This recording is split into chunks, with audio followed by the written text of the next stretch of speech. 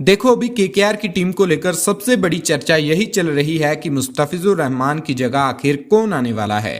क्योंकि जैसे ही उन्हें टीम से बाहर किया गया था तभी से हर जगह यही सवाल घूम रहा है कि अब गेंदबाजी लाइनअप कैसे सेट होगी। और सच बताऊं तो मुस्तफिजुर जैसा गेंदबाज रिप्लेस करना इतना आसान भी नहीं होता, खासकर कि टी20 में जहां डेथ ओवर ही मैच का असली फैसला करते हैं। मुस्तफिजुर की खासियत थी उनकी स्लोअर बॉल और वो कटर जो आखिरी में ओवरों में बल्लेबाजों को बिल्कुल टाइम ही नहीं लेने देती थी। इसलिए अब केकेआर को एक ऐसा खिलाड़ी चाहिए जो या तो वही रोल निभा सके या फिर टीम को कोई नया फायदा दे सके।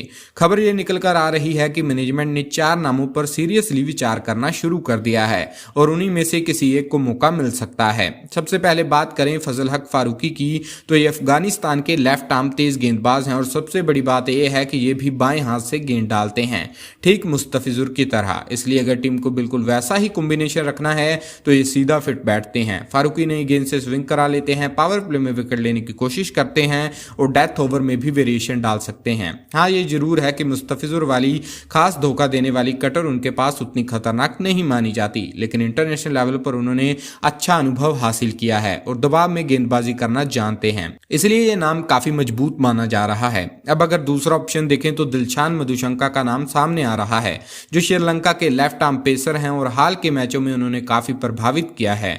उनकी गेंद में रफ्तार भी है और स्विंग भी, और टी20 में अगर पावर प्ले में विकेट मिल जाए तो आधा काम तो वही हो जाता है। तो केकेआर अगर ये सोच रही है कि शुरुआत में ही सामने वाली टीम को झटका देना है तो मधुशंका बहुत बढ़िया विकल्प हो सकते हैं। वो आक्रामक गेंदबाज हैं और बल्लेबाजों को आगे खेलने पर मजबूर करते हैं, जिससे कैच के मौके बनते हैं। यानी टीम अगर अटैकिंग माइंडसेट के साथ जाना चाहती है तो ये चॉइस समझ में आती है। अब तीसरा नाम थोड़ा अलग स्टाइल का है और वो है ब्लेसिंग मुजराबानी, जिम्बाब्वे के लंबे कद के तेज गेंदबाज। उनकी हाइट ही उनकी ताकत है, क्योंकि वो अतिरिक्त उछाल निकालते हैं और बल्लेबाजों को असहज कर देते हैं, खासकर उन पिचों पर जहां थोड़ी बाउंस मिलती है। ऐसे में उनका रोल अलग तरह का हो सकता है। वो सिर्फ डेथ ओवर स्पेशलिस्ट नहीं बल्कि मिडल ओवर्स में भी दबाव बना सकते हैं और कई बड़े मैचों में उन्होंने अपनी टीम के लिए अहम विकेट निकाले हैं।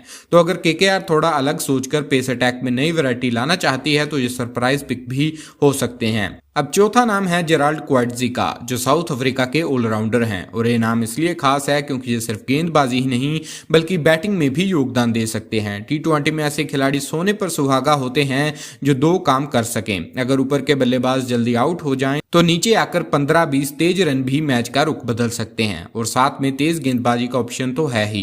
तो अगर टीम बैलेंस को थोड़ा और मजबूत करना चाहती है तो क्वाड्जी बहुत काम के खिलाड़ी साबित हो सकते हैं। अब असली बात यह है कि केकेआर किस दिशा में सोचेगी। क्या वो बिल्कुल मुस्तफिजुर जैसा लेफ्ट आर्म ऑप्शन लेकर उसी रोल को भरने की कोशिश करेगी ताकि टीम कॉम्बिनेशन ज्यादा न बदले, या फिर कोई ऐसा खिलाड़ी लाएगी जो टीम को अलग तरह का फायदा दे सके।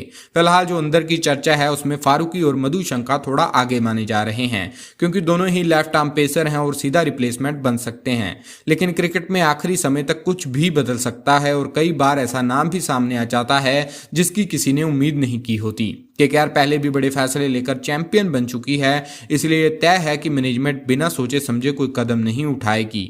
हर खिलाड़ी के role, pitch condition, team balance और टूर्नामेंट की जरूरत को ध्यान में रखकर फैसला लिया जाएगा। अब फैंस बस इसी इंतजार में हैं कि ऑफिशियल ऐलान कब होता है और कौन सा खिलाड़ी नई जर्सी पहनकर मैदान में उतरता है। और सच कहें तो जो भी आएगा उसके ऊपर दबाव भी रहेगा, क्योंकि उसे उस जगह को भरना होगा जहां पहले मुस्तफिजुर जैसे गेंदबाज खेल चुके हैं।